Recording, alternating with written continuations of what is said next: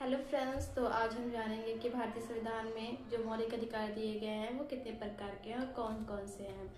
तो भारतीय संविधान में जो भारतीय नागरिकों को अधिकार दिए गए हैं वो टोटल 6 है। इसमें सबसे पहला है समानता का अधिकार, जो आर्टिकल 14 से लेके 18 तक में दिए गए हैं। दूसरा है स्वतंत्रता का अधिकार, जो आर्टिकल 19 में दिए गए हैं। उसके बाद तीसरा है जीवन और दैहिक अधिकार, जो आर्टिकल 20 से लेके 22 तक में दिए गए हैं। चौथा है आपका शोषण के विरुद्ध अधिकार, जो 23-24 आर्टिकल में दिए गए हैं। पांचवा है धार्मिक स्वतंत्रता का अधिकार, जो 25 से 28 तक है। उसके बाद है शिक्षा और संस्कृति का अधिकार, जो है कि आर्टिकल 29 और 30 में दिए गए हैं।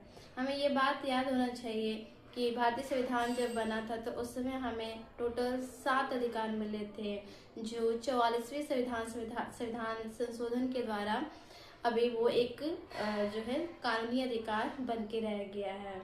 इन अधिकारों की रक्षा के लिए हमें 5 प्रकार के कुछ राइट मिले हुए हैं, जिसे हम संवैधानिक उपचार कहते हैं।